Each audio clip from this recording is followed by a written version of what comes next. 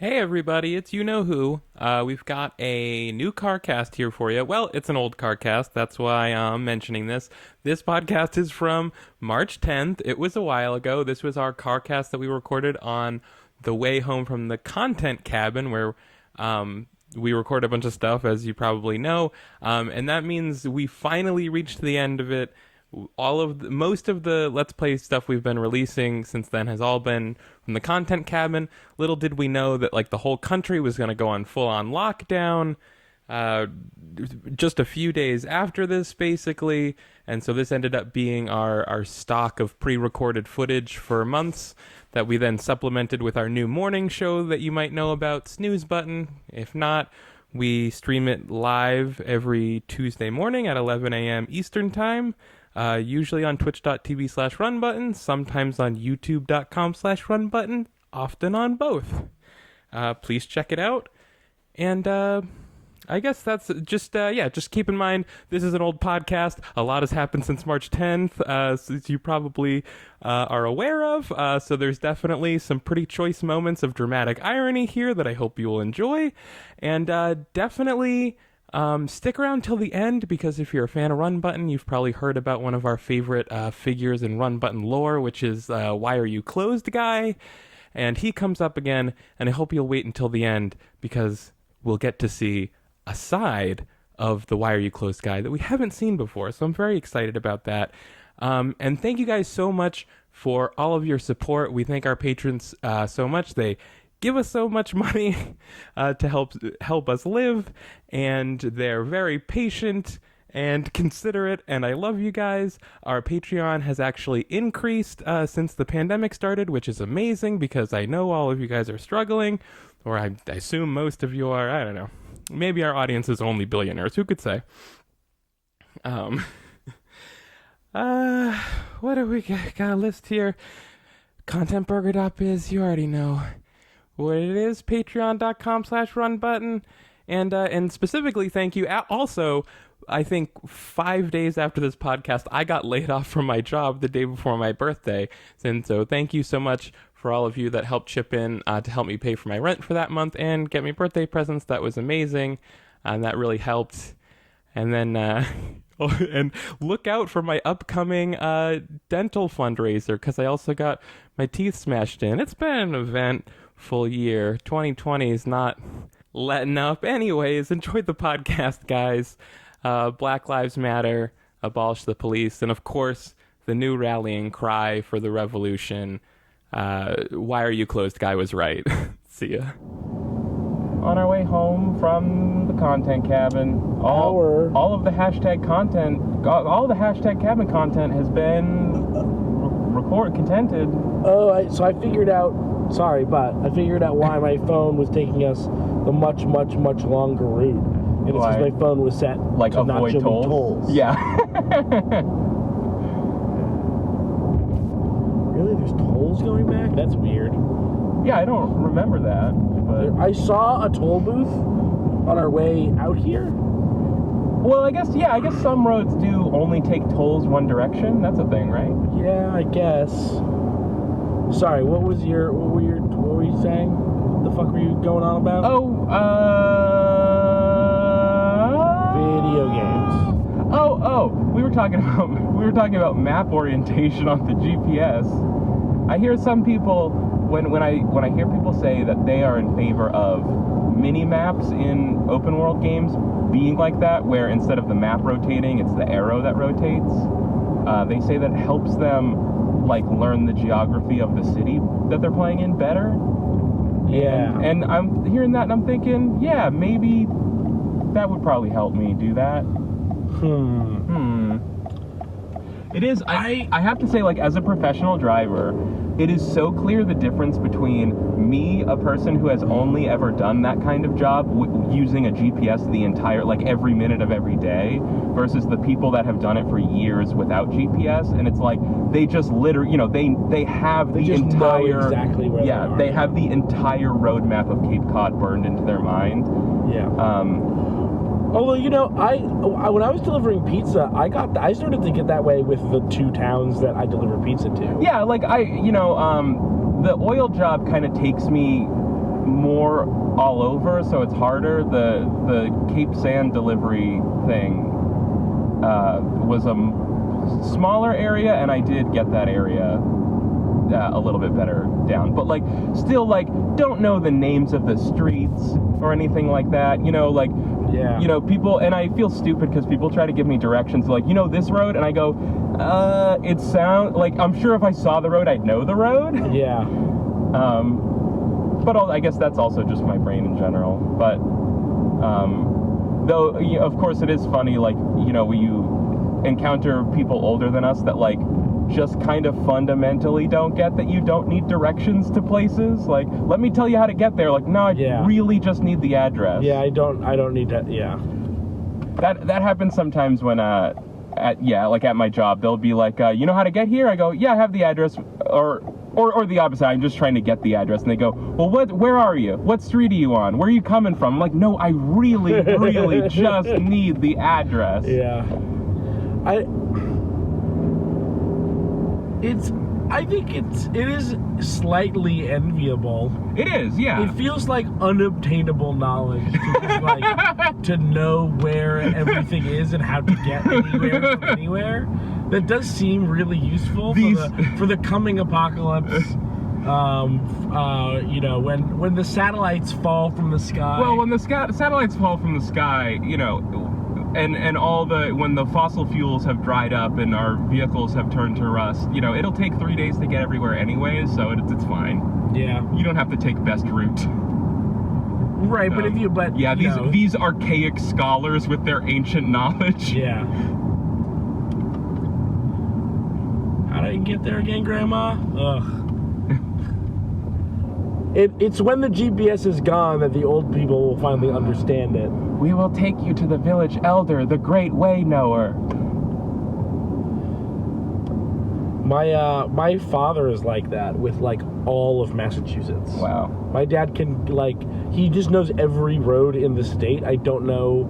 I know that adult people who didn't grow up with GPS kind of can just do that, but he has some like next level uncanny ability to know where streets are. I'm seeing this car in front of us has a I Heart London sticker on it, and speaking of, I don't know if this is still a thing, like it's either still a thing or was a thing until very recently, where to be like a cab driver in London, like you have to study and take a test on like the roads of London. Like you need to like seriously know like every road in London to be a cab driver. It's intense. Yeah. I think they did the same thing in New York when it was like regular cab drivers, not just Uber. Probably. Well, I think there is some amount of like knowledge that you need to have or needed to have to be like a medallion holding cab driver in New York, but my understanding is it was still nowhere near the level of intensity of the London requirements. That's nuts. Because it's not just like if I'm remembering correctly, it was kind of a thing where like you couldn't just know how to get somewhere. Like you needed to know the fastest route. Like someone would say, "How do you get from here to here?" And if you gave them a too long route, they'd be like, "No, you failed that." At some point, there's a level of subjectivity to it. Where it's you know, this is a 4 mile long route instead of a 3 mile long route, but there's less traffic usually. Yeah. Like, how do you account for that? I don't know. I mean, I might be wrong about that. I might be exaggerating. Okay. Definitely have gotten into disputes with like people who have lived in a place for a long time, insisting that, you know, a certain route is the fastest way, and I'm like, my GPS really disagrees with you. Yeah. Well, I know that, like, for me, sometimes, like, when I'm using the GPS to leave my house or whatever, to get anywhere, depending on the time of day, it will have me go one of two ways to get to the highway. Because of different traffic. Yeah, and it could be, like, one of those things. But then also, I know that Google Maps sometimes takes me on longer routes because it seemingly doesn't know the faster route. Like... If I went on Waze would take me through, like, would shave 2 minutes by having me cut through a side road. Gotcha. You know what I mean? Yeah. But Google Maps doesn't do that. Yeah. So, I mean, not that I'm in favor of just trusting algorithms or whatever, but, like, it's pretty rare that, like, Google Maps does not get me exactly where I need to go, like, in the fastest way possible, or, like, within 5 minutes of the fastest way possible. Yeah. And also, I don't know how they do the magic of, I could take a guess, but I don't know how they so accurately predict your arrival time when it's clearly not based on speed limits of the roads you're on, because if you actually drove the speed limit, you'd get there way later than you normally would. Yeah. I don't know. I think honestly, that has to do with the fact that speeding doesn't really help you get anywhere any faster. Whoa. Yeah. I don't know about that. That's true.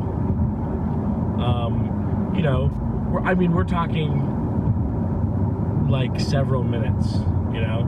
Like if you're driving somewhere on the highway and it's a 10-mile trip.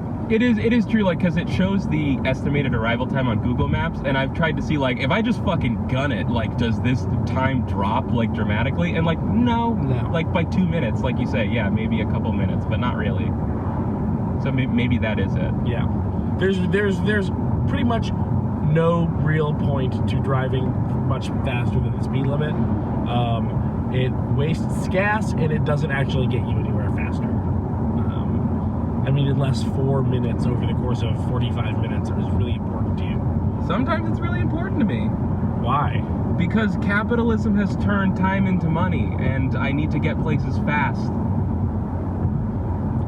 I don't know. I can't imagine that your day is dramatically different if you got somewhere 4 minutes later. Well, I just mean, like, you know, if you need to be somewhere on time and you're going to be late. Leave 4 minutes earlier. That's what I'm saying. Like, if you're going to be late, like if you accidentally left too late and now it's like, oh, I have to get here a few minutes sooner. My thing is just be late. I just will be late. If I'm gonna be late, I'll just be late. You still don't. And then you don't have like a job right now, right? No, but I did, and I would just be late. Yeah.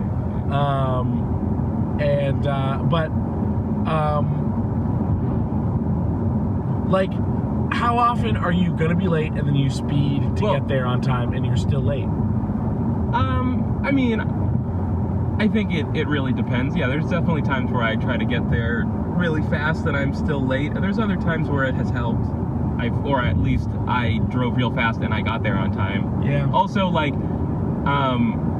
what's great about my current job I'm doing for the winter is that I can show up any time. It's just a question of, like, can I finish all the work I have to do before I have to pick up my daughter from school? And the answer is, like, always yes. But the job I had during the summer, the thing was I kind of established early on, like, nah, I'm gonna show up 15 minutes late every day. Like, the time you told me to get there, I'm not doing that time. I'm doing the 15 minutes later time. Yeah. So then, like, I can't be 5 to 10 minutes later than that. Right.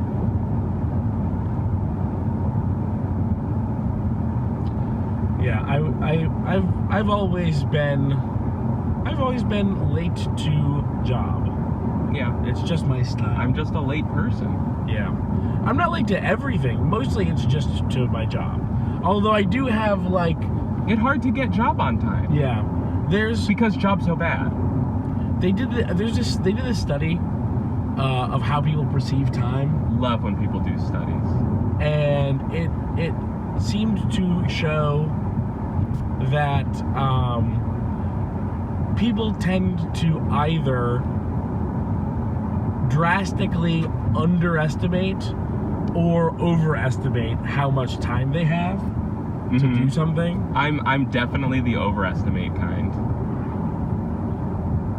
Overestimate? I think underestimate. You underestimate how long it will take you to do something. Wait. You think you have more time than you do? No, I overestimate how much time I have. Okay. You know, well, like, you were just talking about being late to things. No, that's what I'm saying. Like, I overestimate how much time I have. Like, I feel like I have so much time, but I actually don't. I'm overestimating. That's what I'm saying. You're underestimating how much time it will take you to do something. Yes, how much time it will take. You said how much time I have. Well, whatever. Same diff. And like nobody knows how long a minute is. Everybody all thinks that a minute is like 50 seconds. Like they feel a minute as 50 seconds, or they feel a minute as 70 seconds. Wow. And people who feel a minute as 70 seconds are just all late to everything because they always think they have all of this time. They're like 10 minutes. That's like 12 minutes. And I do that. I always think like, oh, I have time to like take a shower and pack up this thing and go to this place and be there at 12:30. And it's like, no, it's 1:10. Yeah.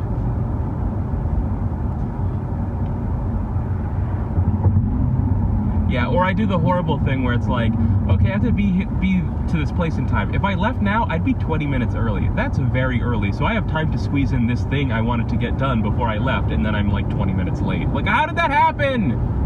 Because you didn't go for 40 minutes. I didn't go for 40 minutes.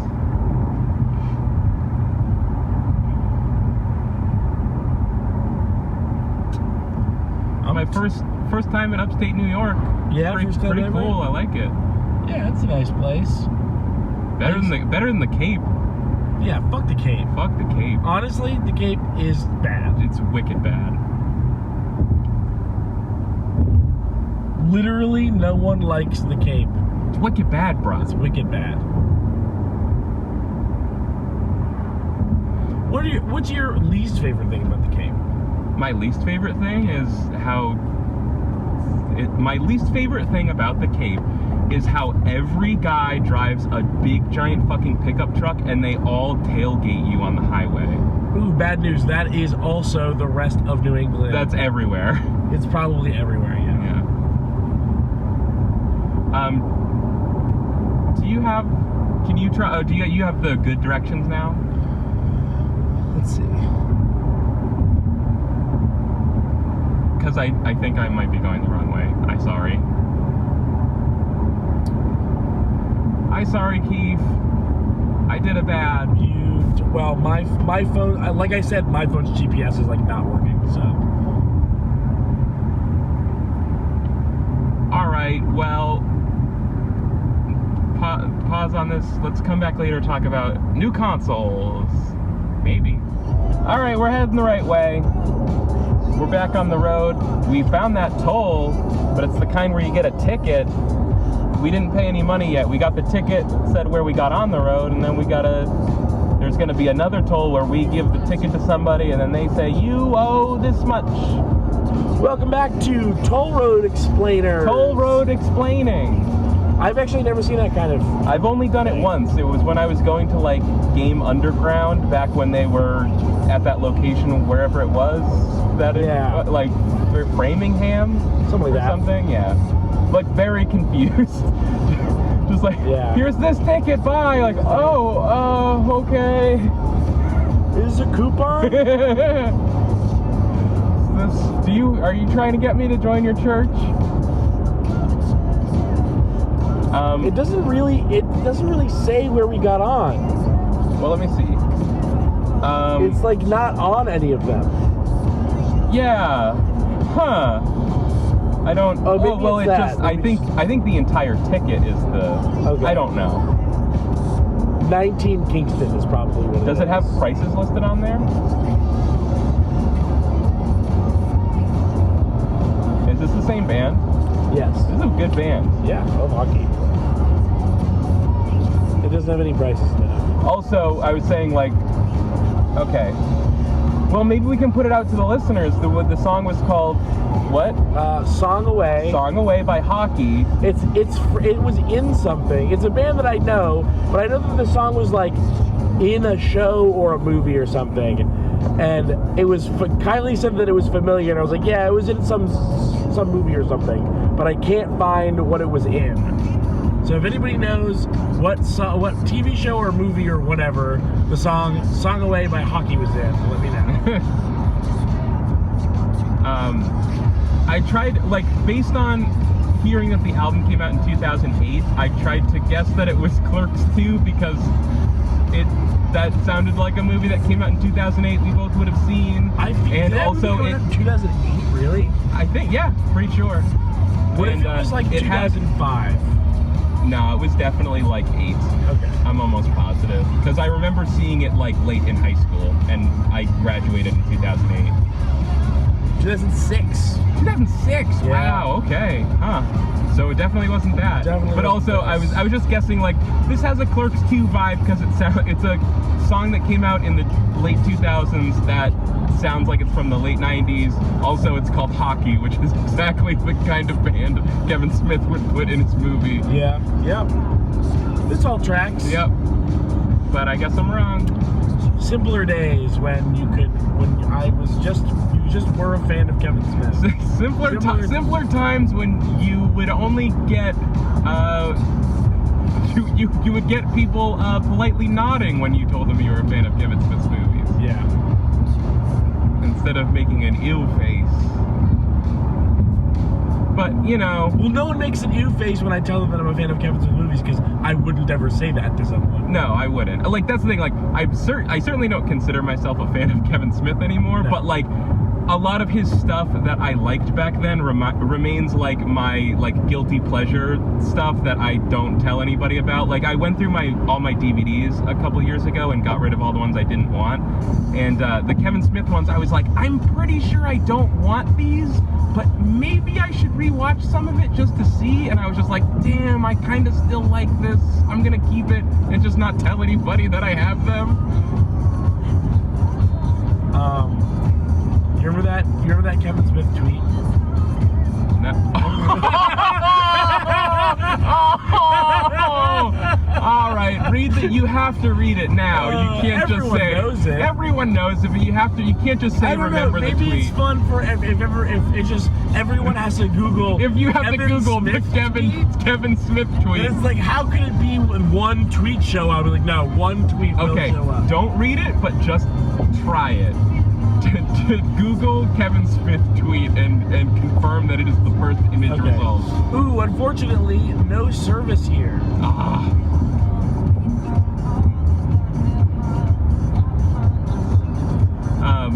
Speaking of no service, can you check the GPS, like the next exit, so we just know which one's coming up? Yeah. I mean, it's 42 miles from now, but 21A. 21A. Wow, no service, huh? What a world. What a world. What a world.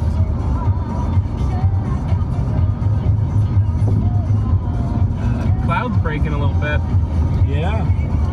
That was Some sun peeking through those clouds. yeah. It had good weather this weekend. On the way down, like the night before it was snowing, and on the way down it was really cold, and then the next 2 days it was like in the 60s. Yeah, it was like in the high 50s and then in the low 60s. Yeah, still no. Everyone at this point, everyone already knows whether or not you can Google Kevin Smith tweet and get the Kevin Smith tweet. But you can't? But well, I don't know if you can because I have the service. Oh my now. god. Well,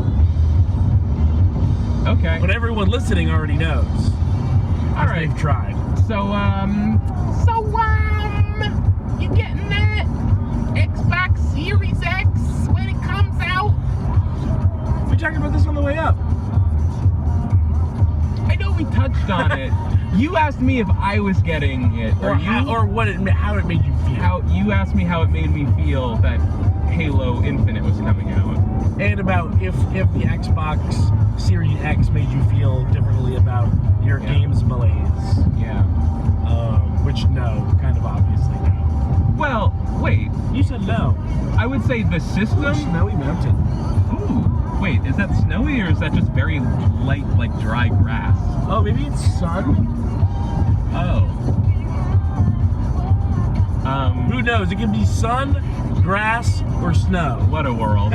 What a world. Holy moly. I would say the release of new consoles, that does nothing for my video game malaise. The release of a new Halo game, I'm excited about I'm always excited about a new Halo game. Yeah. Or, for a couple Halo games I wasn't, but I've always been proven wrong when I'm not excited about a Halo game. You've always been wrong, you said? Yeah. Meaning you should have been excited? Yeah. Okay. Like I wasn't excited about, for some reason, I don't even know why, I wasn't excited about Halo 3 until like the day before Halo 3 came out, and then I was like, oh my god, I have to beg, borrow, and steal $60 to get this game. Yeah, I have vague memories of you being like, you bought Crackdown to get the Halo 3 demo. Like, being like, why did you do that? I mean, that's still kind of silly. Well, then Crackdown was awesome, so... Well, yeah. And then let's see, ODST I wasn't that excited about because I was just like, it's like some kind of expansion. It's like, you know, it had Halo 3 in the title, and at that point Halo 3 was 2 years old, and also Call of Duty 4 had totally changed the game. Yeah. So I wasn't excited about that. I was wicked wrong about that. And then my lesson from ODST was, I should be really excited for Reach. And then that was not a time when I had no expectations and was wrong. That was the time I had really high expectations and was wrong. Bummer. And then again, Halo 4, low expectations, blew me away. Halo 5, high expectations, disappointed me. I guess I should go in having no expectations for Halo Infinite. Yeah, I have low expectations for it, but that's just me. I'm concerned. I just don't understand why you think Halo 5 was disappointing. I just think it's so obviously better than Halo 4. I just don't understand what your reasoning even is. I don't remember. Okay. I mean, it was maybe also just the fact that Halo 4 came out in a time in my life when I had tons and tons of time to do nothing but play Halo 4, and so I just got really into it and like really learned the ins and outs of every inch of it. Right. And Halo 5 was like, I was a parent, I had a full-time job that was not a full-time job where I could play Halo 4 during it, which was what I had during Halo 4. Right. So I just didn't get to play it enough. But definitely the campaign was nowhere near as good as Halo 4's campaign. And it was I felt like the story didn't make good on any of the promises that the marketing had made. They had that goofy system where it was you always had 3 AI companions, and there was like the down system where instead of dying you would just go down and you have to wait for your AI dummies to pick you up. I know that I'm no local co-op. Yeah, that's the biggest problem for me by far, but as much as I'm a Halo campaign liker and Halo lore enjoyer, like I just can't find it in me to care that I didn't even finish the campaign, which was like 8 hours worth of, what is the campaign, 8 hours long? Which I've maintained is too bad, because the thing that happens at the end is really the only part that's interesting of the whole campaign. Yeah. Well, but I played like 100 hours almost of the multiplayer. Yeah. And it's like, okay, well, if the story, if the campaign was a little bit weird, then fucking whatever, because I played 100 hours of the online multiplayer, which is, again, the best online multiplayer of that decade. Right, yeah. Like, of that decade? Yeah. Wow. I mean, what else? Well, you know what? Now that I was saying like, maybe I didn't play enough Halo 5 multiplayer. I actually did play a lot. I guess I just whatever it was didn't speak to me the way... Breakout was very good. I really love Breakout. But all the other stuff wasn't stuff. No. Yeah. So fucking good. I liked Warzone. Yeah. It had potential. I actually, for as much as I'm like not a MOBA player, and especially wasn't back then, I was kind of hoping for it to be even more of a Halo MOBA. I was kind of like, if anything's gonna get me into MOBAs, it's a Halo MOBA, probably. Yeah. I think you should revisit Halo 5. I think anybody that has Halo 5 should revisit Halo 5. I went back to it early fall of last year and ended up playing like 25, 30 more hours in like a week. Yeah. And like being like, this is so good. It holds up so well.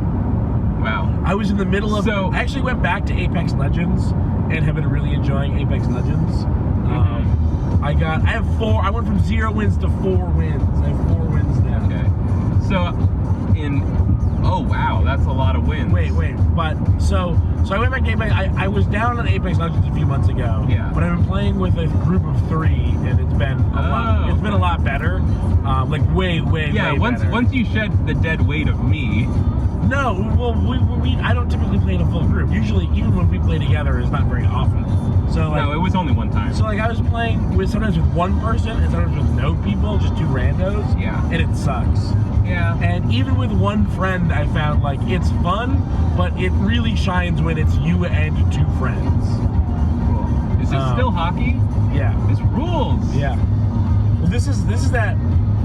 This song, we already listened to this song. Okay. They repeated by accident. I Google Play Music has a thing where you can add a song to a queue, add one song to a temporary queue, and then it just goes back to where you were in the album. Oh. And so like I skipped to this song and then went back and then got to this song naturally. Gotcha. But it's a fucking great song, so whatever. But going back, so at the time I was not like Apex Legends, which was the big online multiplayer thing still at the time, and I was playing Halo 5 and I was like, this is so fucking good, it's unbelievable. So for me, and again, I know I know your point is not that the campaign is the good part of Halo 5. Right. For me, back when we started the Halo 1 Let's Play last year, I went back, I was like looking for more Halo that I could play that wouldn't like spoil, because I didn't want to play Halo 1 because that's what we were playing, didn't want to do 2 because we might do that pretty soon. So I was like, okay, I could skip to 5 because if we're ever going to Let's Play that, it's not going to be anytime soon. Right. And I've been trying to play all these games on Legendary, so I went and tried to do the campaign on Legendary, and it was like, I remember even liking the first level of the campaign, but that was when I was excited because I thought the campaign was going to be good, and like going back and like seeing, like knowing that this campaign is probably just going to disappoint me, and also seeing how hard it was, and also like the mushiness of like the challenge of Legendary with the AI down system, which like sounds I don't know, it was just like I only played for like 10 minutes and I was just instantly miserable and just shut the game off. Because I don't think you can even gauge how good of a time you had to play for 10 minutes. You just had an impression of the future. Well, but I had been playing a lot of Halo 1 and really enjoying it. And so, like, I played Halo 5 and was just like, ooh, this sucks, I'm just gonna play more Halo 1. It just sounds to me like you wanted to play Halo 1, but came up with a reason why you shouldn't play Halo 1, and then played Halo 5 and then got mad at Halo 5 that it wasn't literally Halo 1. That's what it sounds like to me.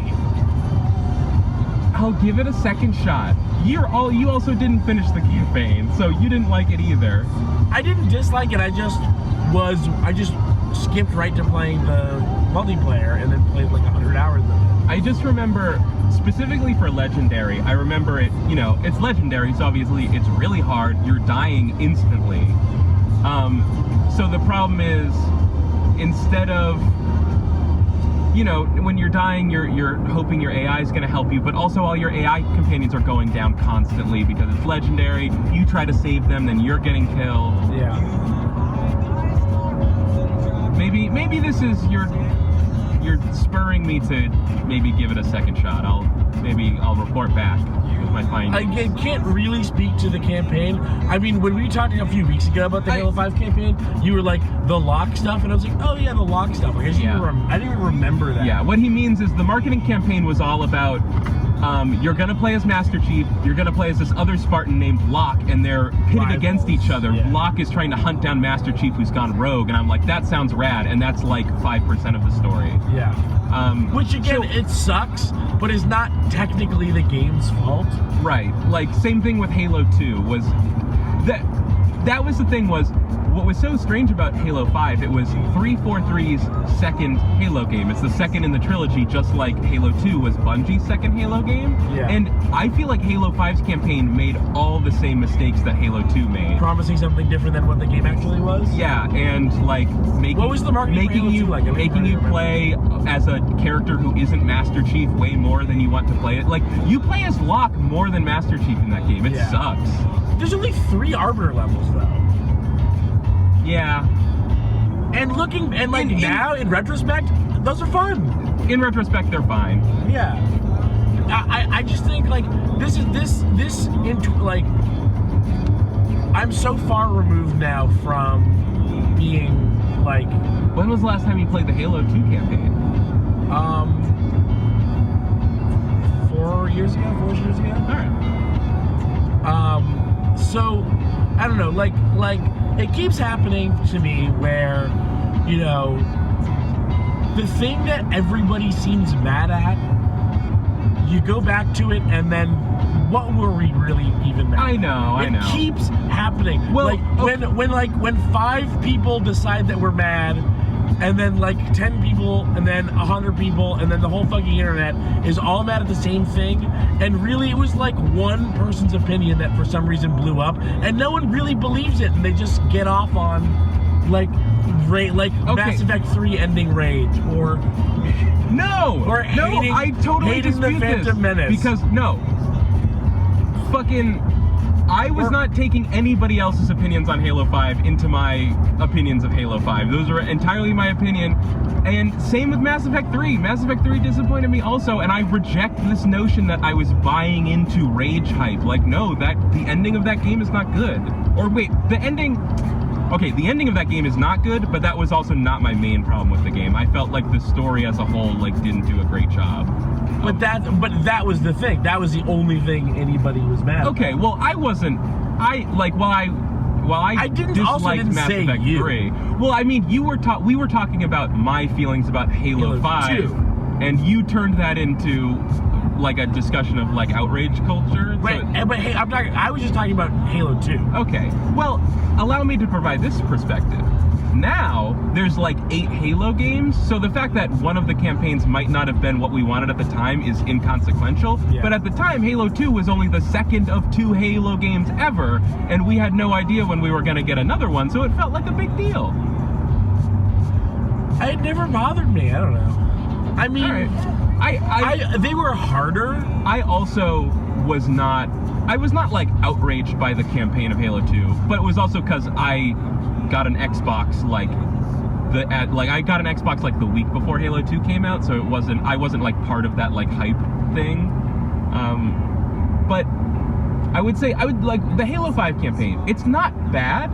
Like the levels are fine. Yeah. It's all the stuff around it. It's my the Halo 4 campaign is my favorite Halo campaign probably, or at least Which one? Halo 4. Like Halo 4 is probably my favorite Halo game all said and done because it's my favorite multiplayer and I love the campaign a lot. And so I didn't really even like the Halo 4 campaign, I don't think. Yeah, nobody did except me.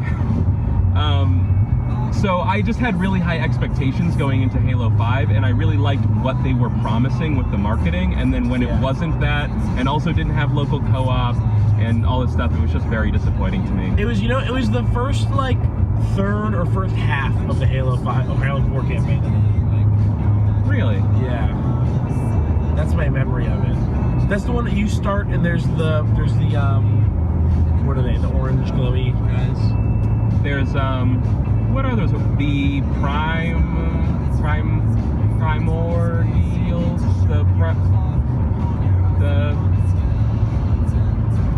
what are they called? Those guys. Yeah, those guys. Yeah, you start, and it's like craggy rocks. That's 4, right? You start, and there's craggy rocks, and you're like shooting them out, and you have like a pistol. No, that's 5. That's 5? Yeah. So if you think that part sucks, you're right. I thought it sucks too. That's why I stopped after 10 minutes. No, Halo 4 is. Where does Halo 4 start? Master Chief goes to sleep in that pod at the end of 3, and 4 opens with Cortana wakes you up. You're being boarded by Covenant, and then you crash land on the Shield world, Requiem. And then you fight some more Covenant for a while. On the next level, that's like a big open world. Like it's kind of like mirroring the second level of Halo 1, where it's like a big, big green open. Not as much, but Covenants, and then eventually I think third mission is underground, or maybe that's what Requiem is hollow on the inside, so it's not underground, but it's inside Requiem, and that's when you meet those. Maybe that's what I'm thinking of. Maybe I'm just getting my campaigns back. Yeah, people definitely didn't like whatever that third faction was. I still like it because I really feel like Halo needs a third faction to mix things up. I like fighting the Covenant, but it's not enough to sustain every Halo game. Yeah, I agree. I mean, can you look that up? Is it the Primordials? sorry, what were your thought? I don't know.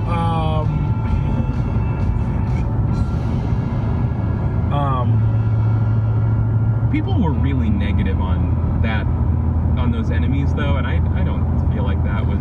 I don't hate them. I just hated the part of the game that had them. Yeah, I feel like they tried to fix them for Halo 5 and kind of made it worse, honestly. What was the difference? So in Halo 4, there was two main types. There was like the dog kind that are really easy to kill, and then there were the knights that were big and bipedal, and they were kind of hard to kill.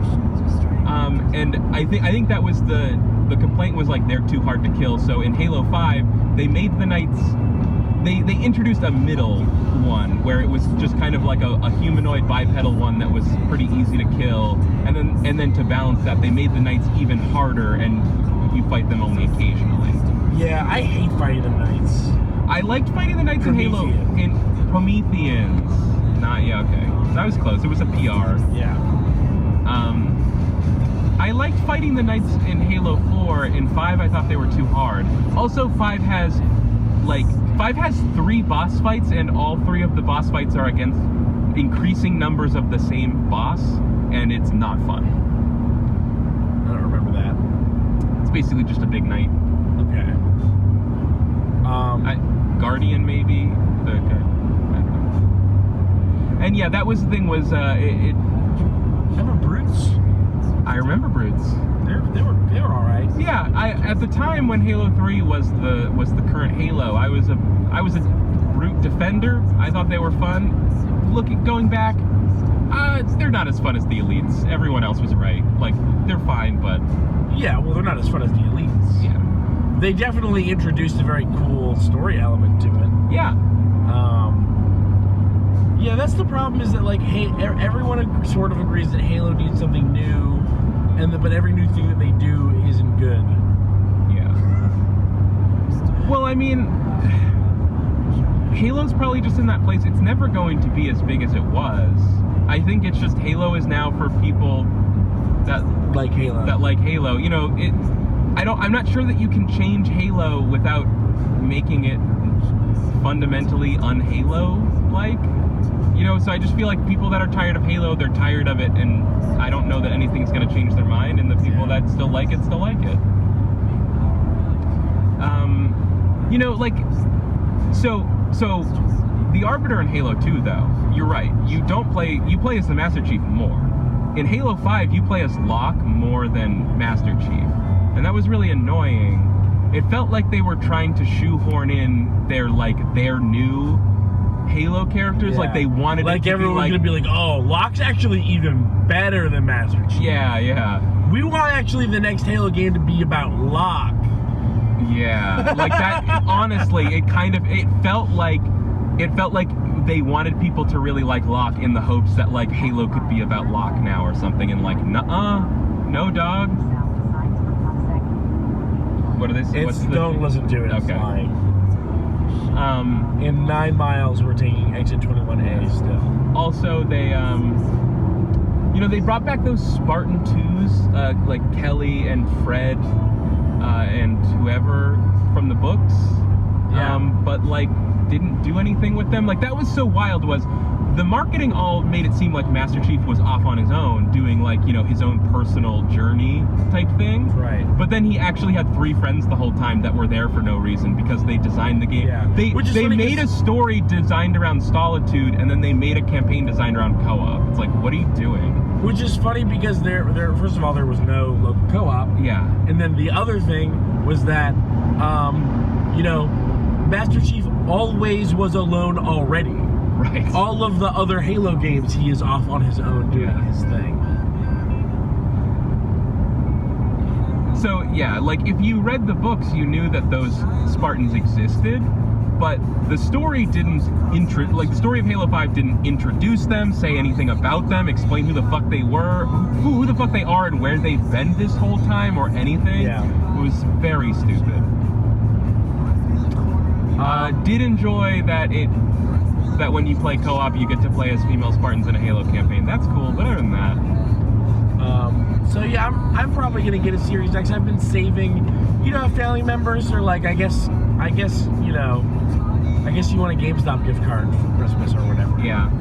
I've just been saving those, and so I've got like $115 to that, and then between, Wow. Sorry, I just saw a sign for Quiznos. I'm like, I haven't heard anyone say Quiznos in like a decade or more. They're around. And then also, Isaac and I both have an Xbox One, so I'm going to trade in my Xbox One. Probably. Right. You might want to do that sooner rather than later because... Well, they'll have a deal. They'll have like a get extra money to trade in your Xbox deal.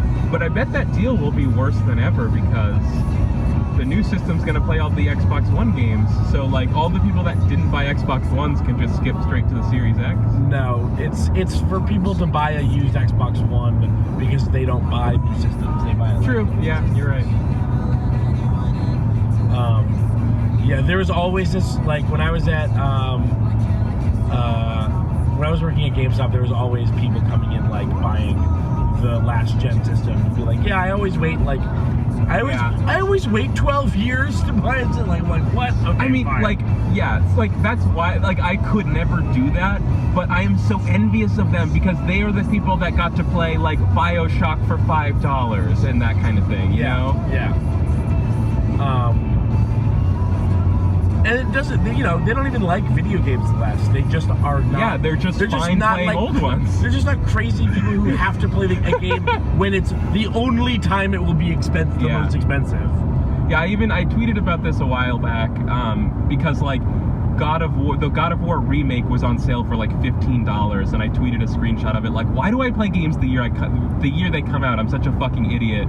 And someone, like, I knew the answer, but someone said the answer. It's the discourse tax. Like, if you want to be part of the discourse, you have to pay that extra. I just want to play games when they come out. I just want to play the games when they come out. That too. Also, like, supposedly be talking about video games on a podcast. Yeah. So it helps. Yes. Also, that is that, like, we've been doing. We're still pretty committed to the Game of the Year thing. So, I feel like I want to get a taste of everything. So yeah, this might be the start of the trend of, like, we still do Game of the Year every year, but I feel less compelled than ever to, like, make sure that the games I put on my personal list are games from that year. Just like whatever I liked this year. Yeah, you put on chess, so I'm not. Dude, you put on a Star Wars mod for a 5-year-old Star Wars mod for an 8-year-old game one year.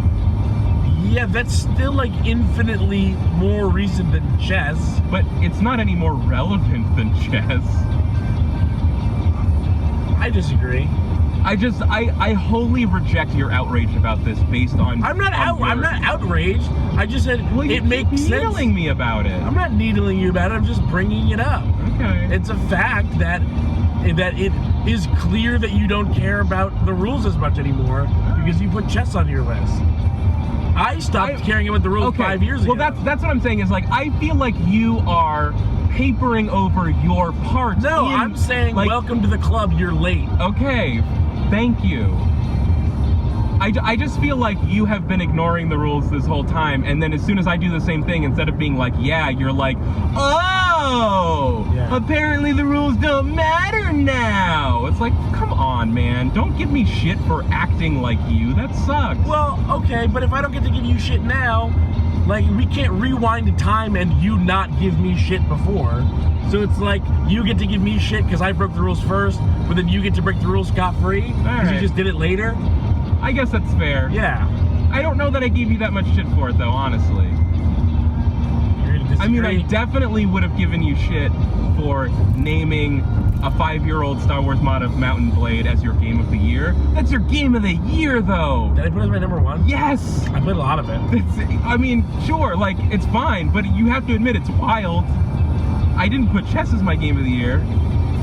That was a bad video game year for me. It was a bad video game year for everyone, honestly. Yeah. Like, that year didn't deserve me following any of the rules. Yeah, like, that was the year, and, like, we both love fantasy life, so not to looks like 21A is coming up. 20. Not half a mile. Not to denigrate Fantasy Life, because you and I both loved that game. Yeah. But that game, we ranked that as number 2 overall. Like, in no year does Fantasy Life get a number 2 overall unless like there's everything else was not a serious dearth Yeah. of like notable AAA games and That stuff was a like great that. game, though. It's a great game. Like, yeah. It's weird to say because I'm genuinely very, very happy that we had that game as our number 2. I think it was my game of the year. So What do we have as our number 1? I think that was the Dragon Age Inquisition year. Or Witcher 3? Oh, if that was the Witcher 3 year, that makes sense. Wait, no. I would have had Witcher 3 as my... It was Dragon Age Inquisition. And that was the year... which neither of us had as our number 1. Right, and that was also because that was like the last year we did it with Andy, and so he was part of that, I think. Oh, okay. But I will say, like, I wonder where I had... there was so much, like, everyone was, this is my perspective. I didn't play Dragon Age Inquisition. My perspective was everybody, including you and Andy, thus making it our game of the year, were really positive on that game. And then I feel like I blinked and everyone was like, yo, fuck Dragon Age Inquisition. I was like, well, then why did we make it our game of the year? I don't know anyone that has soured on it as much as me. Okay. Maybe that's coloring your... I don't... Like, everyone that I know still likes that game. Oh. I'm the one who, like, played it for like 25 hours. Check out these cool bridges. Was like, I'm in, I love it, I'm having a great time, and then played it for 5 more hours and like was like, nope, I hate it. Wait, I'm sorry, say that again? I played it for 25 hours and I was like, this is great, I love this, and then played 5 more hours of it and totally got turned off of it. I was like... Were those 5 hours after we made Game of the Year? Yeah. Great. So, you know, hey, it happens. Yeah. Sometimes you gotta put a game on your list when you haven't finished it. Yeah. And then like, very, very rarely you decide that you actually didn't like a game. Yeah, like, and man, Andy really threw a wrench in all those years, because I'm thinking back, and the year Portal 2 came out, our lists basically suggested that Portal 2 probably should have been Game of the Year. Yeah. But Andy was being so obnoxiously obstinate about making Portal 2 Game of the Year, and not letting it be like Dark Souls or Saint. Like, basically, I just remember that Andy wanted Portal 2 to be Game of the Year. I was like, no, Andy, you're crazy. We're not doing that. And instead, we made it Saints Row the Third, which was a great game. Yeah. But in retrospect, Portal 2 is a fucking fantastic game. It absolutely should have been our Game of the Year. I mean, my Game of the Year was Dark Souls, but if it couldn't be Dark Souls, which it couldn't be because you guys wouldn't let it be, it should have been Portal 2. We didn't play it. Andy might have played it. No, you didn't. But I think the reason you didn't play it was because you didn't like that. You probably tried it at my house and didn't like it. It was on PS3. It was no, it was on 360. Was it? Yeah, I just got it on PS3 because that was the platform I wanted it on. Okay. And I probably tried it and didn't like it. Yeah. Did you say you've tried it and have liked it since then? Yeah, I tried it on a stream and I was like, like a few years ago, and I was like, yeah, this is pretty good. But I never went back to it. Yeah. I liked it enough at the time to be like, maybe I'll come back to this, but then I never did. Yeah, I think I played through that game like twice in a row or something. Like, I really loved it, but it's just, I can't go back to it. Like, when I play it, I'm just kind of bored. I'm like, yeah, I played this game, which is too bad because I really like it. Yeah. I don't know, you seem to have this thing where, like, at some point you reach enough with a game and then your entire perspective on it changes. Or just like, my perspective on it doesn't change. It's just that there are certain games, like, I just reach like a literal like lifetime saturation for playing that game. Well, like, I just can't do it anymore. Like, if you're at 95%, it's a game that you'll talk about really positively, but then once you won't even talk about it positively after you, like, the idea that you're talking about so much twice in a row, and the other day you wouldn't even, you barely even admitted to liking Dark Souls, like 2 days ago. It's true. Yeah. Well, I think it was different because I think you said I was a Dark Souls fan or something. Yeah. It's like... I said you were a fan of Dark Souls. as a series. I can't remember. I don't know. I don't remember. But did you like Bloodborne? Yeah. I still mean to finish it. Like, that's the other thing is that I haven't finished any of those games since Dark Souls. That's so weird. You were so into Dark Souls. Yeah. Two got, I mean,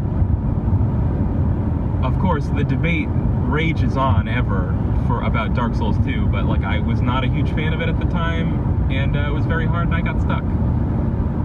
Yeah. Was it, but, I mean, I know that those games are hard, but wasn't your whole thing always they're not actually hard? They're not actually that hard? I mean, I would say I don't think they're as hard as people thought they were back then. I think maybe many people have come around on that. Like, oh yeah, they're not the hardest thing. I think it was hard to communicate what was great. They're designed to be challenging, but they're not actually that punishing. Right. It's designed. I think it was kind of hard to communicate what was great about Dark Souls, but the fact that it was so hard was very prominent. So I think a lot of people were like. A lot of people who didn't play the Souls games got the impression that what was good about them was that they were hard, right. Or at least that's what fans of the game, or maybe that's what fans of the game were saying, and like they weren't really understanding what was great about them. Like the difficulty is part of it for sure, but that's not the only thing going for it. It's a very uncompelling argument to say it's great because it's hard and it makes you get good at it.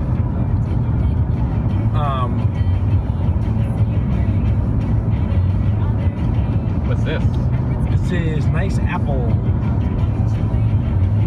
Nice apple. Yeah. Hey, nice apple. Nice apple. Hey, bud, I see that apple you're about to munch on. Nice. Nice apple. Nice. Do you feel like Dark Souls gives off a Silent Hill vibe? How do you mean? Like the sort of spacey character. Yeah. Stuff. Yeah, totally. Yeah. I like that. Yeah.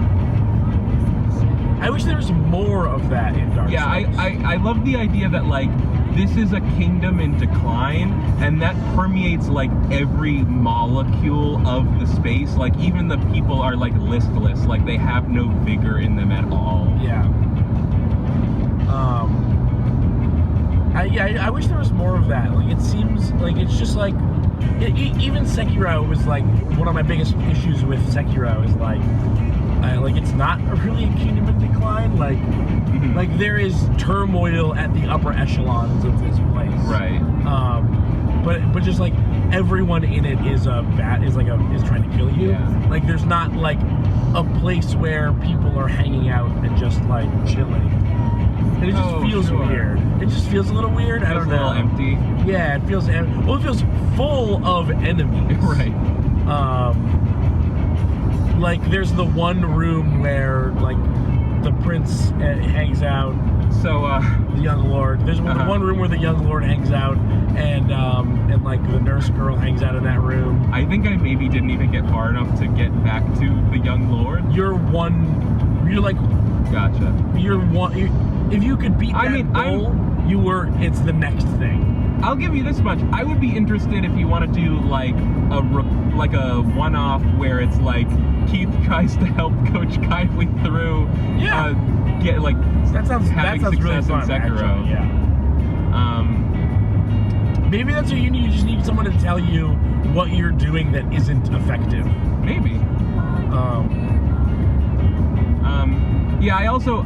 We on the way up we talked about my game malaise, and I thought about it more at the cabin. It's like game malaise. It's like I hate to admit this,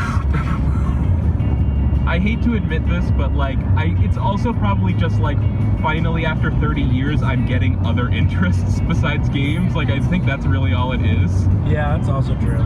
Which is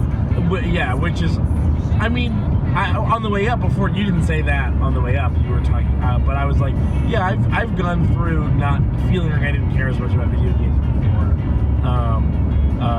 But part of that has been always having other interests. Yes, I definitely I'm getting other interests, and those interests really seem to be skewing very heavily towards like adult goober. And you know what? It's fun. I don't know. Last night I was thinking about ropes and tying knots, and I was like, yeah, I gotta learn how to tie a good knot. I should be the kind of person that knows some good knots. For what? If you need to tie a rope to something. If you needed to perhaps descend a ravine behind a cottage without slipping and falling and being impaled on jagged wood. I guess that did happen to you. That did happen to me.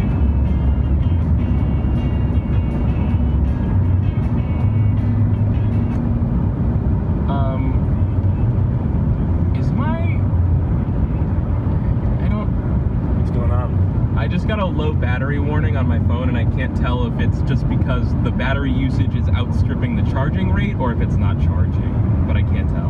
But that's fine because we can be done pretty soon. Okay, yeah, that makes sense. Going for a while. Yeah.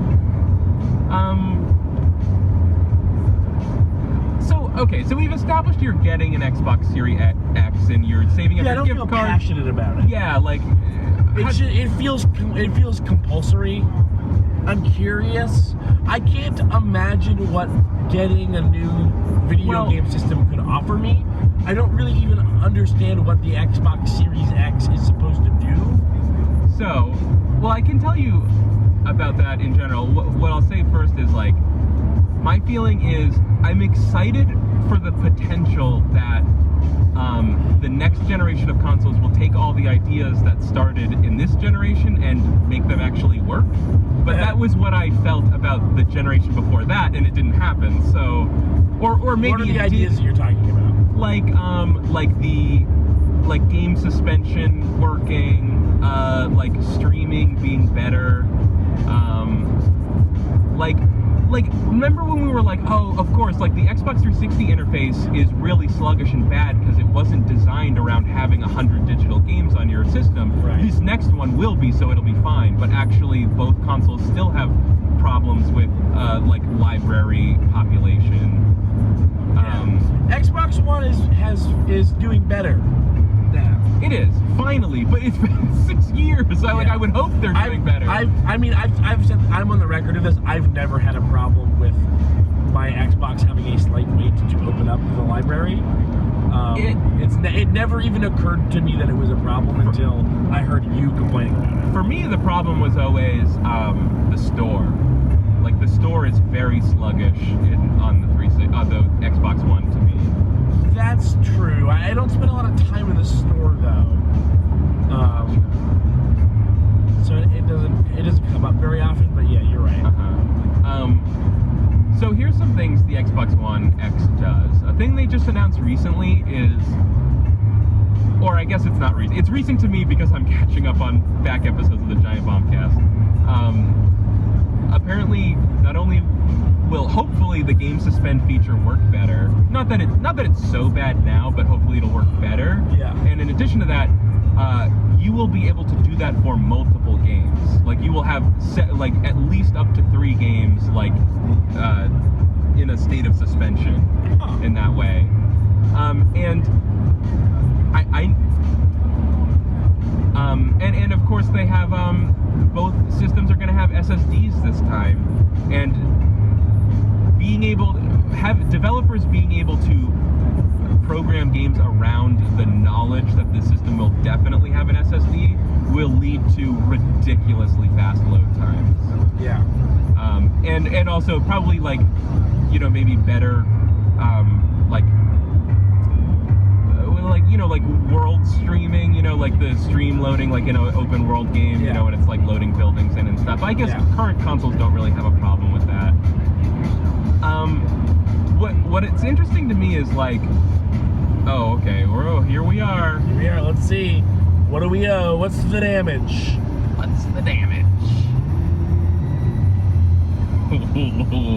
That thing I just said reminded me of Alex Adomian? James Adomian? James Adomian's Tom Likas.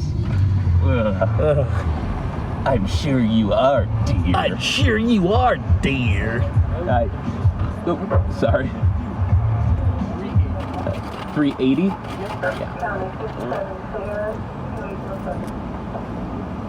Giving him my $2 bill. Oh no. Joke's on you. Doop. Doop, doop, doop, doop, doop.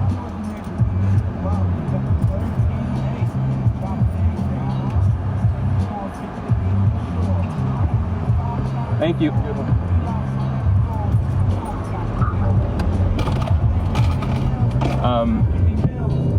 My mom, she never really did a ton of this thing. It was very weird when it happened. In high school, for Christmas one year, she got me like 5 newly minted $2 bills that came in like protective holders. I got one of those. It's basically one of those scams where they convince you like you should buy this mint currency and it'll be worth a lot. But like if you look on it, like they were minted in 2013. Like oh, I got one of those like in the mid-90s. so okay, sorry, it wasn't obviously it wasn't high school because it was 2013. Probably it was either the late 90s or the early 2000s. But yeah, and like I've never wanted them. I've never been convinced that they would ever have value, but I've always just had them because I'm like, well, it feels weird to spend them when they came in like protective holders or whatever. Yeah. But I'm finally like, no, I'm just gonna spend this $10. Here, toll, have this $2. Like a $2. Did you look up how much they were worth? A $2 bill minted in 2013 will never be worth anything.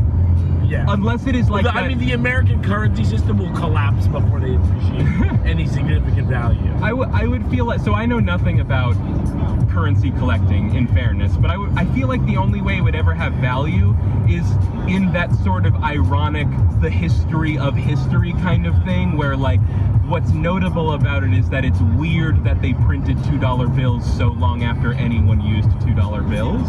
Yeah. But other than that, $2 bills. Yeah, it does seem just like a totally superfluous currency. Like what? $2? Just use two $1 bills. I don't know. Yeah.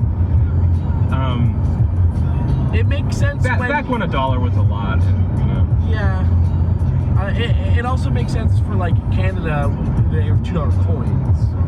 Where it's like, well, yeah, you can carry half as many coins. Yeah, $2 coins make sense. I want more coins. Let's replace. Let's get rid of pennies and nickels. Yeah, God, get rid of pennies and nickels. Get rid of pennies and nickels. What do you do with your pennies and nickels? I put them in a jar and I roll them by hand. By hand? Yeah, I can't be bothered. It's relaxing, I think.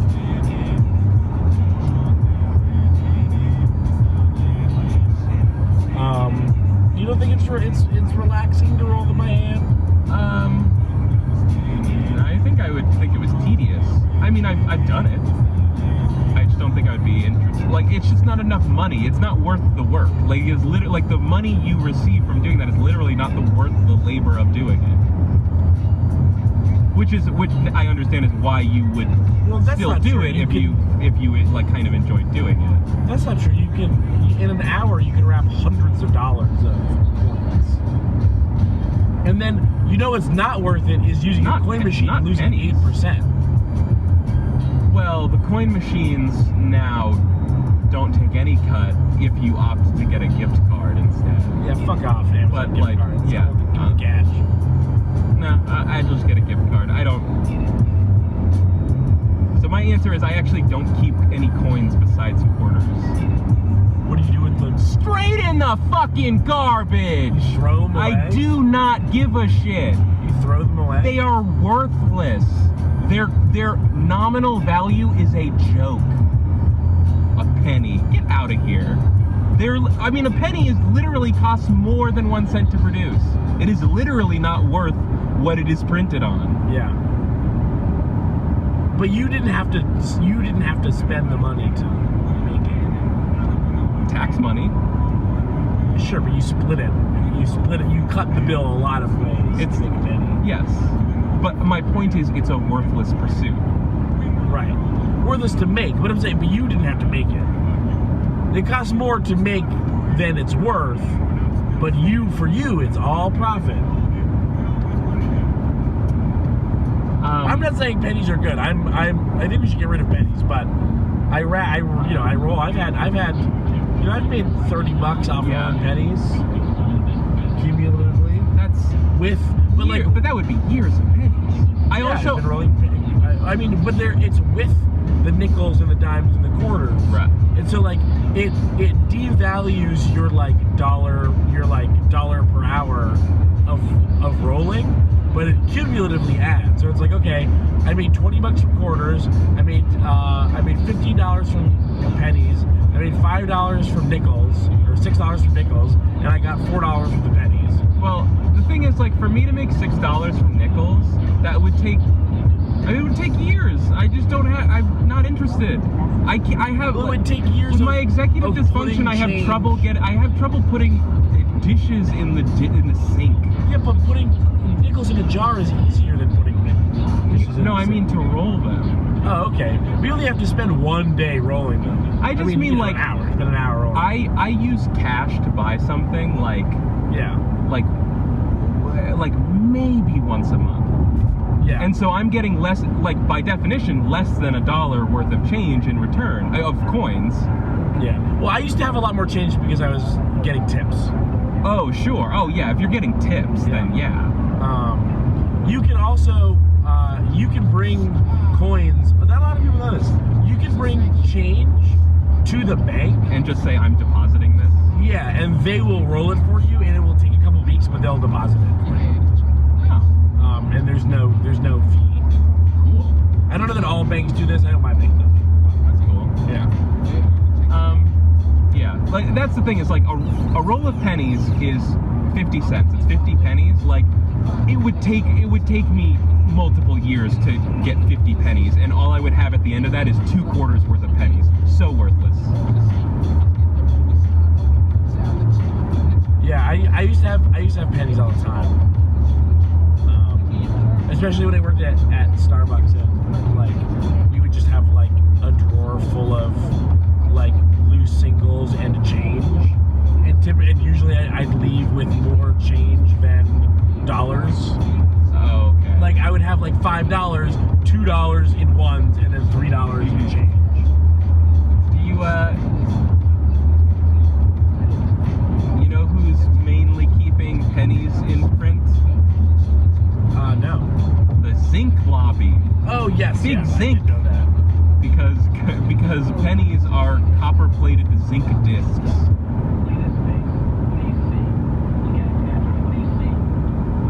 That's so funny. Yeah, I read about that probably a year ago or something like that. There was something about it. It's so funny.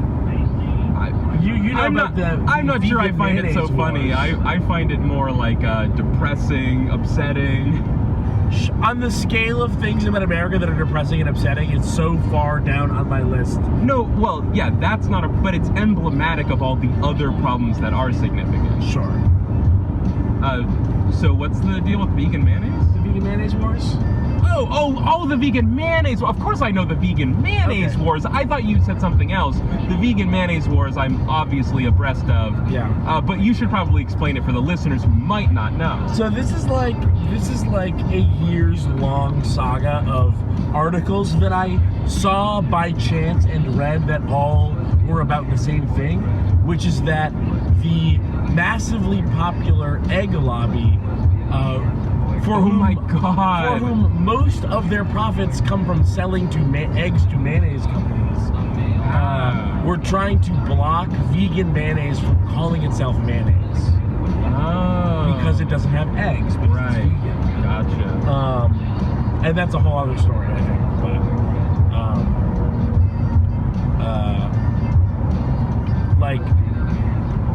like 5 years of lawsuits trying to get vegan mayonnaise off the shelves because the egg companies were like, no, mayonnaise by definition has eggs because we sell eggs. I mean, is this resolved? Yes, the vegan mayonnaise won finally after like 6-7 years. Well, I was gonna say, like, even if they ruled that they couldn't use mayonnaise, they could probably call it mayo. Like the same way you'll see like chicken patties that aren't chicken will be like CHIK''N. Yeah. You know? Yeah, but I think that would still be a loss. Because why? Yeah, no, you're right. Why does mayonnaise have to have eggs? It's it's fat suspended. It's like a fat. It's an acid suspended in a fat. Like it doesn't have egg just because that fat is eggs. Doesn't mean it used to not be eggs. I don't think it was originally. I mean, eggs. maybe that was part of their argument. Yeah, maybe. I don't know. I don't remember the exact details, but Oh, so he brings up the mayonnaise wars, but he doesn't even know the details. okay. What were the zinc lobby's arguments in court to keep? It's that the penny is an American institution and it features our beloved President Abraham Lincoln.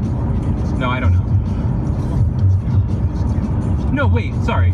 The zinc lobby, there is no argument. The zinc lobby is you need to if you push legislation that will stop minting pennies, we will stop donating money to your political campaigns. Right.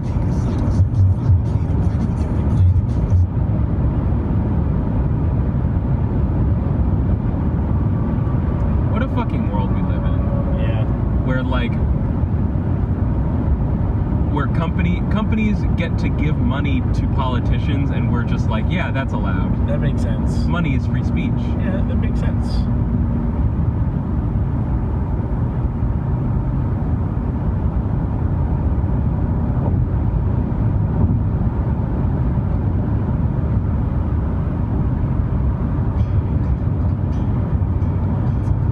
So what else is going on? I don't know. I don't know. Is that it? Are we done then? Are we done then? I don't know. What a question. We can always start back up. Yeah, we could always start back up. There's some Cool story. Some Bela Fleck. You like Bela Fleck? I'm more a fan of the Fleck tones. Yeah, you prefer the Fleck tones? Yeah. I always felt like Are you a Wooten head? I always felt like Victor Fleck was kind of. I always felt like Wooten Fleck was kind of a grandstander.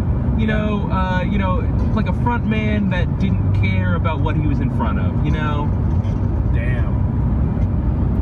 And that's my final word on Skaggs Fleck. I know Victor Wooten. He the one what play a bass with his thumb. Yeah. He do that. A lot of people play the bass with their thumb. Yeah. But yes, he does do that. Oh, it's the Berkshires. Yeah. I missed them. They were in concert here, and I missed them. They were Oh, you missed the Berkshires. No. I tried to get tickets. I also did not go. Bernie Sanders did a big rally in Springfield, and Bela Fleck played there, and I missed it.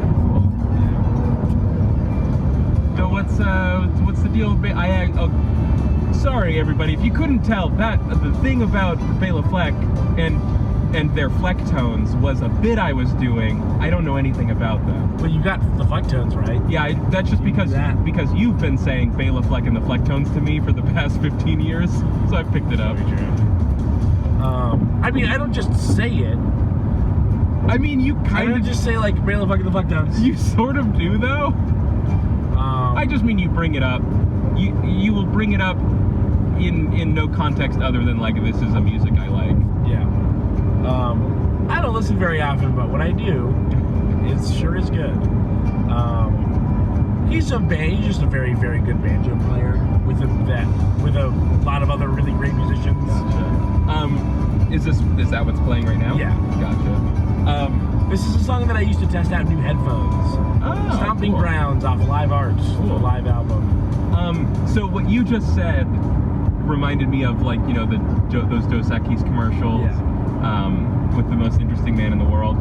I recently saw that man in an ad for vodka. Yeah. You've seen this one? Yep. Where it just literally said, I told you I don't always drink beer. Yeah. And I'm like, is it owned by the same company? It is, yes. Okay. Yeah. I'm 95% sure that I saw that it was the same company like on the billboard or whatever that I saw. Gotcha. I told you billboards were useful. Oh.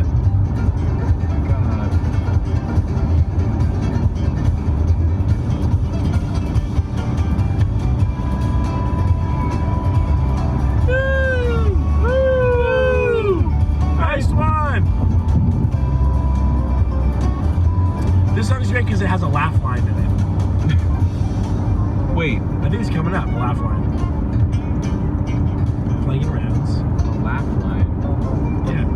joke. Okay. I was gonna like, do you mean a joke or somebody laughing?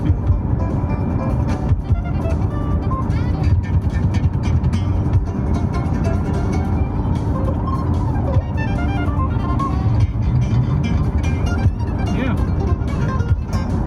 Hey.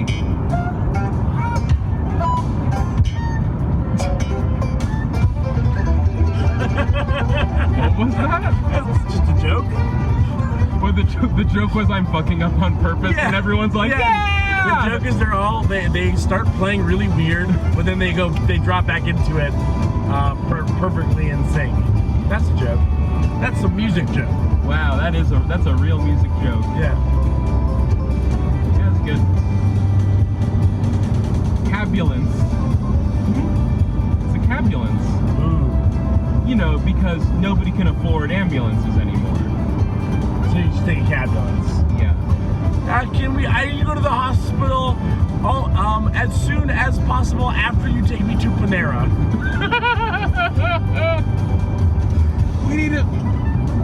We gotta stop at Wendy's on the way. They brought back spicy nuggets. Oh, they brought back spicy nuggets. Brought back spicy nuggets. Worst nuggets, I think, at Wendy's. Yeah, honestly, I don't like any fast food nugget besides McNuggets. I think that Burger King ones are fine. The Burger King ones they're fine. They do upset me because it's 10 for $1.50, and I'm just like, no matter how this is happening, it's not good. Sure, but that's the fast food deal that you make. I know, it's just so flagrant about it. It's like, oh, cover up your shame, Burger King. My goodness. Pretend it costs $3. Charge $2 just for my peace of mind. Just for my peace of mind. For decorum.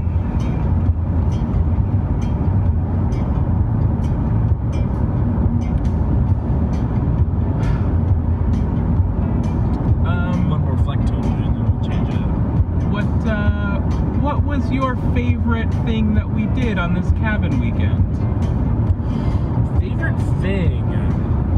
Honestly, I think my favorite thing was being unhappily surprised by having to play Silent Hill Homecoming, and then happily surprised that it actually was fine. Yeah. Yeah, I was worried how you were going to react to that. Well, I was not happy until the game seemed okay. Yeah, I think it's going to be good. It was just like, it's what the people want. Who are we kidding? The people want to shop! Why are your locks broken? Where is everyone? The people want to Josh! Doesn't anybody Josh? I've said this before, though. I've Oh, sure. Oh,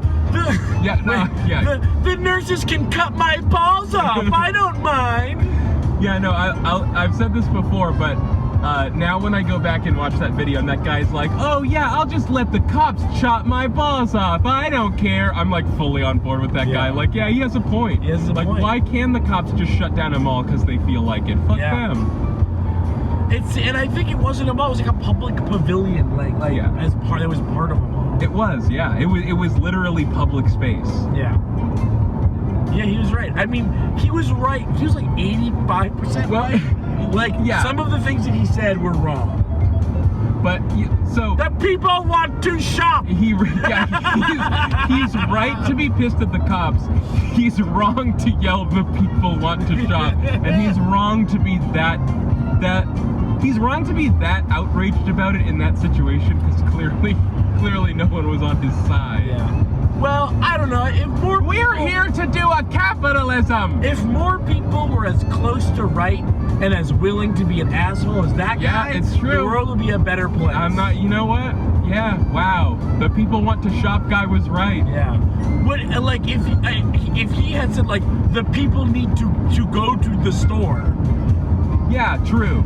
Like, that is right enough to where I'm like, yeah, that makes sense. That is true. Like, hey, this is my day off and I need to buy stuff for living. The people want to shop.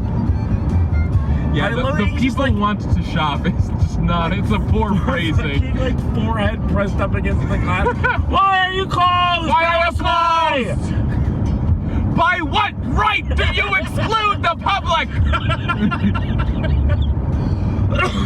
Honestly, one of the two most important external sources in Run Button canon. What's the other one? It's a baby freaking whale, man. Wait, there is definitely one other that I thought of recently. Gay ass, damn ass, fucking rock. No, I mean there's that. I mean there's Tony Chicago. There's okay. Yeah. But if you had to pick a top two, it's the people want to shop. People want to shop guy. I mean, you know, I'm sorry. He should be called the Why Are You Closed guy. The Why Are You Closed guy is definitely probably number 1 or 2.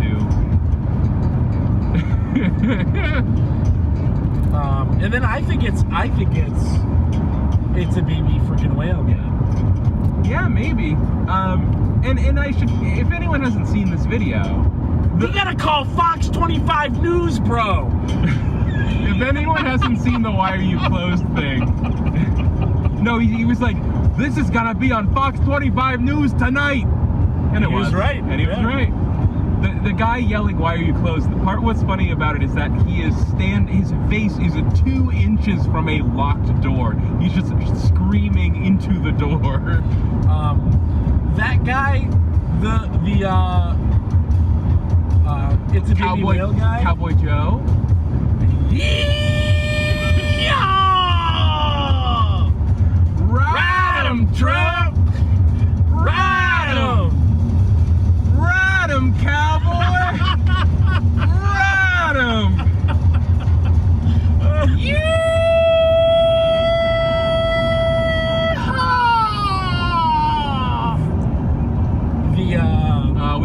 We got the 10% warning on the battery. Maybe it's time to call it. Yeah, that seems like the perfect time, I think. Yeah. All right. I hate to say it, but Run Button is about to no longer be on vacation. That's true. Oh, wow. If you've enjoyed the vacation content, the cabin content, the hashtag cabin content, please. We didn't mention it in anything all weekend. God, please. We will have to like make a thing. Yeah, I'll do like a splash screen that we can put on that says like support us at blah blah blah. We should do a self commercial. Keith didn't finish his thought. What he was saying was, please go to contentburger.biz and donate to our Patreon. Yeah, subscribe to our Patreon. If you like Run Button, just do it.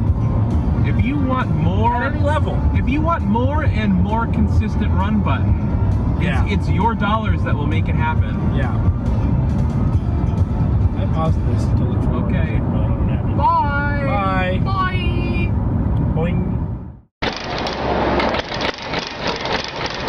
Why are you closed? Tell us why you're closed. Tell us why you're closed. Why are you closed? I want to go shopping in the Eaton Center. Why are you locked? Why are you closing your doors? Why are you locking your doors to the public? Why? Tell us the reason. Why? Why? Tell us the reason. Tell us the reason why. Why are you putting people through this? Why? Why? Why are you putting us through this? Who gave you the right? Who gave you the right? By what right do you exclude the population? Why? Who are you? How dare you do this to us? We are the Toronto public. We want to shop. We want to get into the Eaton Center. It is a public place. It says it's open till 7 o'clock. Why are you closed? Why? Why? Tell us why. Tell us why.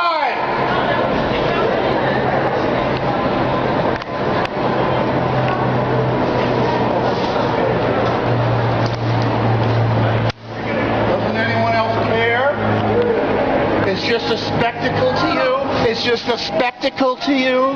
It's just funny? Let the police cut off my balls. I don't mind because it's the cops and they're always right. Right? You want to go shopping? You don't give a shit, do you? Not really. Not really. Then why don't you go fuck off with your camera and stop film? I'm saying I'm not giving you permission to film me. All right? You're in a you don't public have place. permission. Huh? But you're in a public No, place. no, it's closed. It's No, closed. this is actually a privately held Oh, really? company. You're going to explain it to me? Well, tell me why they're closed. I don't know. Cadillac Fairview doesn't want you in. Oh, Cadillac Fairview doesn't want me in? That's why they closed the whole place? Well, apparently. Are you nuts? Are you crazy? I just walked over here, for Christ's sake. 7 o'clock. 7 o'clock. 7 o'clock. 7 o'clock. Put a sign up. Put a sign up. Put a fucking sign up. Don't make faces like that. Like I'm a bother. Put a sign up. Put a sign up. Put a sign up. We are closed because the cops have told us we have to close our store and we're going to throw away all our money because the cops told us to. Turn your back on me, you coward. Sears is for queers. Sears is for queers. I'm a queer. I'm the only one that has the fucking guts to say anything about this. All you fucking straight people are standing here. I'm the only one that has any guts around here. Everyone else, oh, the police have said quiet. Oh, the police are bad. Oh, they might hit me with their clubs. Oh, the G20. What would President Obama say? Did you know that they closed Sears, Mr. Obama, to protect you? To protect you from the evil demonstrators? See them all? Look at them all. Look at them all. Wow. They're fucking, whoa, I'm scared, man. Lots of Al-Qaeda here Close today. down my store. Huh? Break the glass. No, I'm not. I'm not stupid. But all I'm saying is, what right do the police have to just tell us what to do like that? They are our employees. We pay the fucking police in this city. We pay them. They don't pay us. We don't work for them. They work for us. Marching down the street like that, like a bunch of Nazis. Disgusting. Who are you? Who are you? Tell me. Nobody. I just Who are you? wedding. Why are you dressed like that on Saturday? Why are you dressed like that? Why are you dressed like that? He's trying to get some jokes. That's why he's here. St. Michael's Cathedral. You came all the way over here to take pictures of me. I think you're a fucking cop. Have anything on me? I don't know. Take off all your clothes and show me. Take off all your clothes. You're at a wedding. Where's your wedding guest? Maybe I don't want to take off. Let's take off our clothes, guys. Let's do it. That's right, I'm a queer. Why? You're so attractive? Come on. No queer would want you. Oh! What's this? It's like a cop. You're a cop. It's like a cop. You're saying, move along, sir. Move along, sir. I'm from St. Michael's Cathedral, and I'm telling you to move along. I'm taking your picture, and we'll process it through the media, through the data men. You're speaking of more truth I heard than a week or two.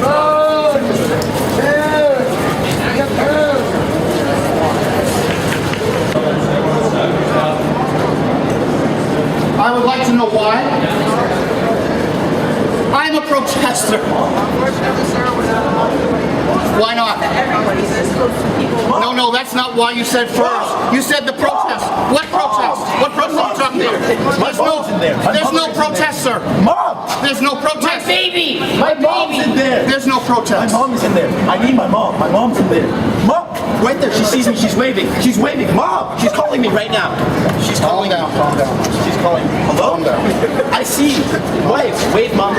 Mom, I'm right here. See, you see me? Yeah, he needs his mother. Right here. The boy needs his mother. Can't you see he's suffering here? He's in distress. He's in distress. Guys, what are you doing, man? Like, Like, they're not even letting the people who decide that. That's right. Yeah. Maybe they're all protesters in there. No, the thing is, there was a protest march. There were about 20,000 people marched peacefully through the streets. There were no incidents. And the cops were standing there in large numbers with those stupid costumes on, like I'm Darth Vader, don't you touch me. And all of a sudden they close the Eaton Center. They're trying to make a big stink so people will say, oh, it was worth the $1 billion we spent on these assholes. That's what it is. Excuse me, sir. What? Excuse me, do you mind asking my permission before you film me?